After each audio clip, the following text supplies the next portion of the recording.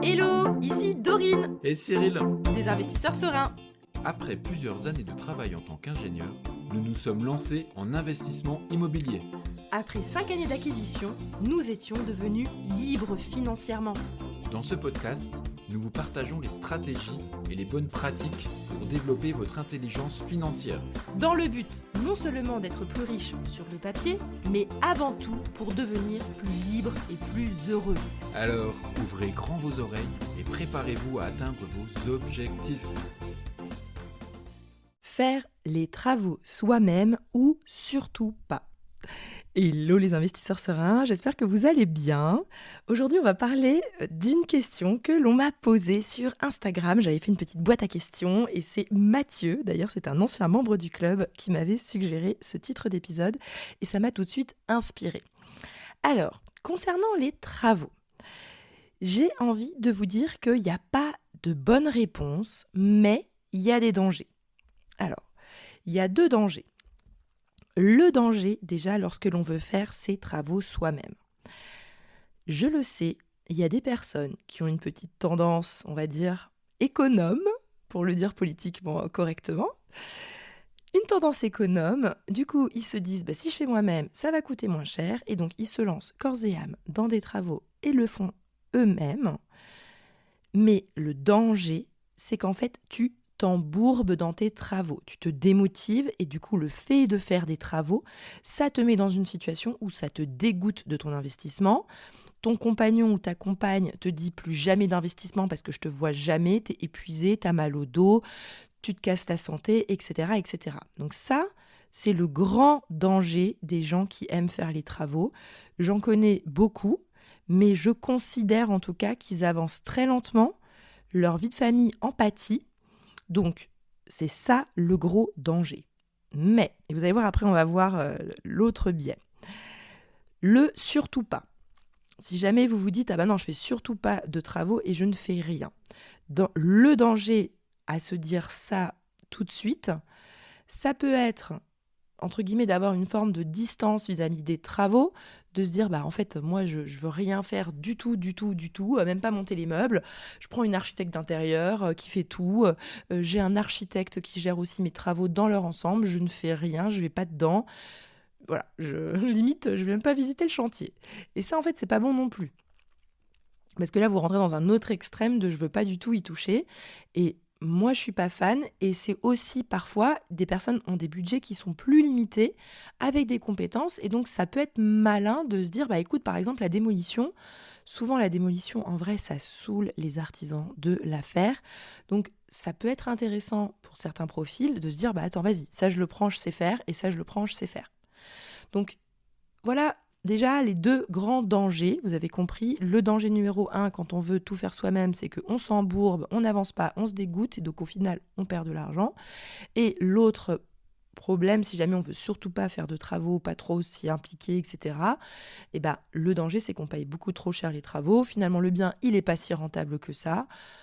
On n'a pas non plus un rendu de qualité parce que on n'a pas été très présent, on n'a pas été vraiment impliqué émotionnellement dans la partie travaux et c'est pas bon non plus. Donc, moi, comment je vois les choses ? Moi, ce que je recommande, c'est que ça va dépendre de votre budget. Si vous êtes plutôt profil budget serré, vous avez vraiment envie d'avoir du cash flow, moi, j'aime bien que les gens se concentrent d'abord par atteindre leur endettement maximum. Vous allez voir, j'ai une interview qui va sortir justement de Caroline qui est devenue libre financièrement en 18 mois, qui va bientôt sortir, je pense en janvier. Et justement, ils ont acheté 3 immeubles, ils sont en couple, ils ont acheté 3 immeubles. C'est le monsieur donc du couple qui fait les travaux des immeubles, mais il a arrêté de bosser pour gérer les travaux.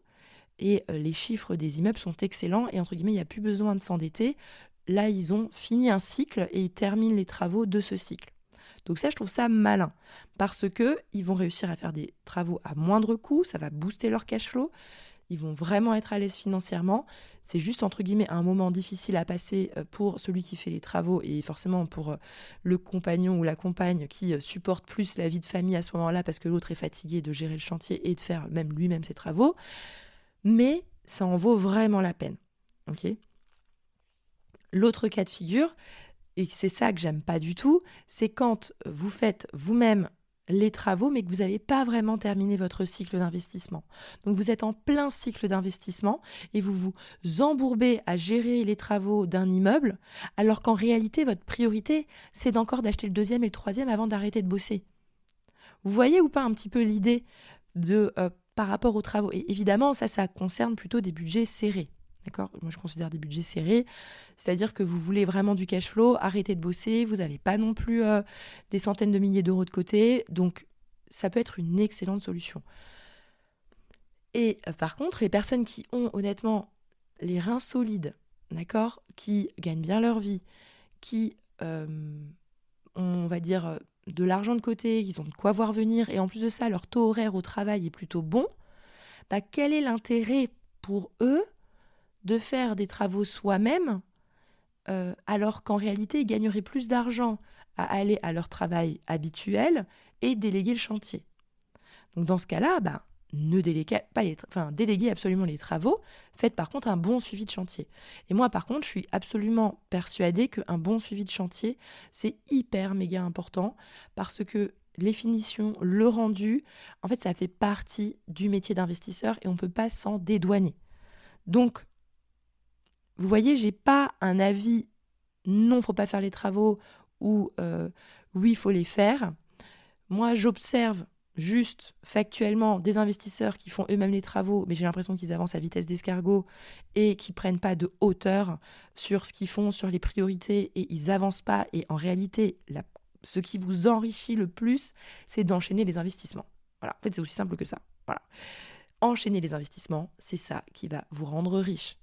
Donc, si le fait de faire vos travaux vous-même sert au fait d'enchaîner les investissements, comme par exemple dans l'exemple que je vous ai donné avec Caroline, où c'est son compagnon qui gère les travaux, mais ils sont terminés un cycle d'investissement, là ils savent qu'ils ne vont pas relever de la dette avant 2-3 ans, quoi qu'il arrive, là, moi ça me va, parce que ça ne ralentit pas les investissements, au contraire ça les accélère, ils vont faire un super cash flow grâce au fait qu'il y en a un des deux qui va faire les travaux.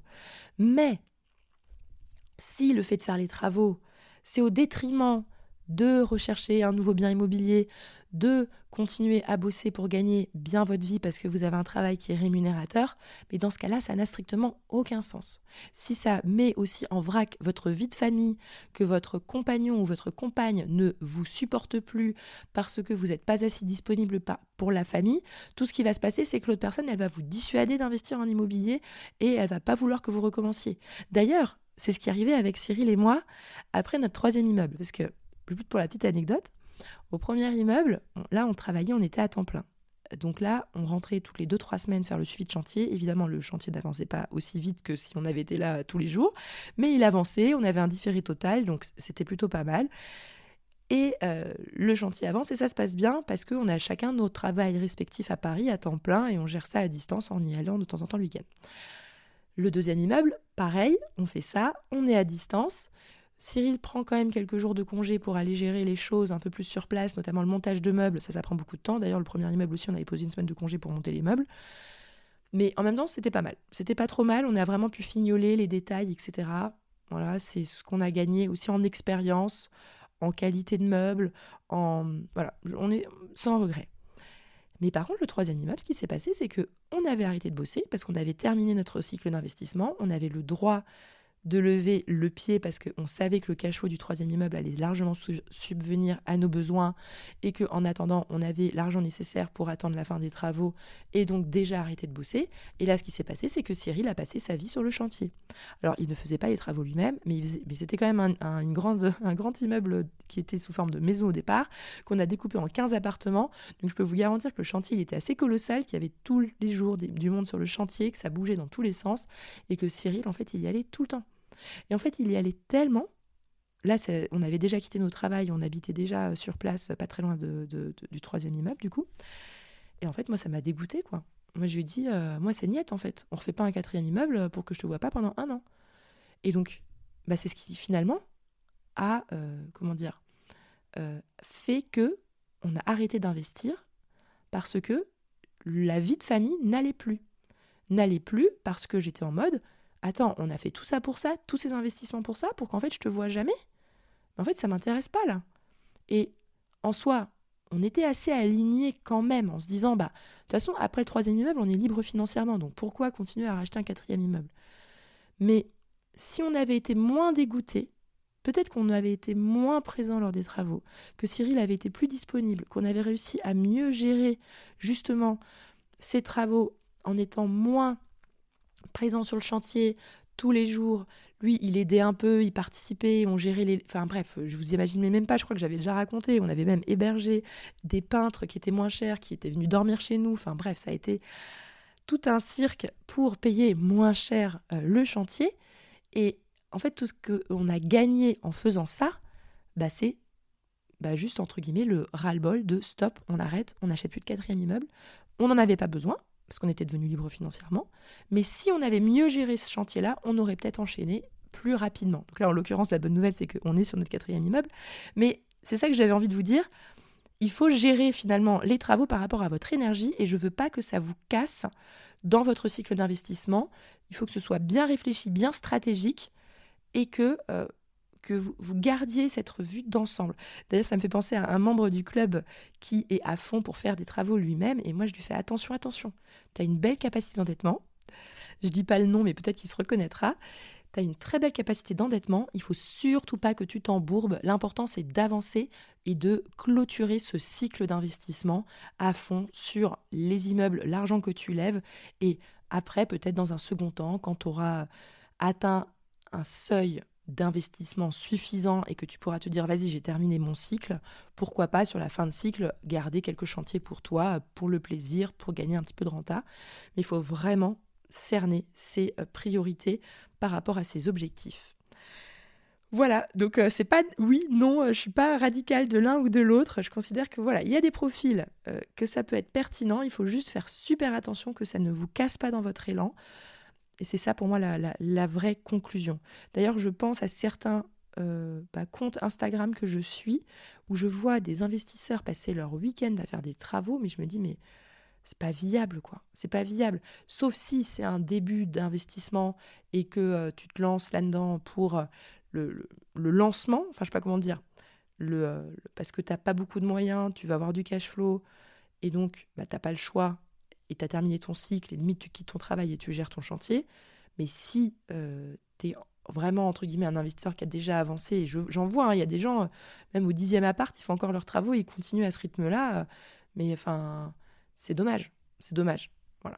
Donc, j'espère que ça vous donne un petit peu votre idée, votre réflexion par rapport à tout ça. C'est vrai que la notion là, que je viens d'inventer en live sur ce podcast, c'est la notion de cycle d'investissement, mais c'est exactement ça. Il faut faire attention finalement que les travaux ne cassent pas votre cycle d'investissement et qu'ils doivent arriver à la fin du cycle, pas en plein milieu du cycle et que du coup, ça vous plombe pour la suite. J'espère que cet épisode vous a plu. Si jamais vous aimez bien, évidemment, vous mettez une note de 5 étoiles sur la plateforme que vous utilisez pour écouter le podcast. Sur ce, je vous souhaite à tous une excellente journée et à bientôt.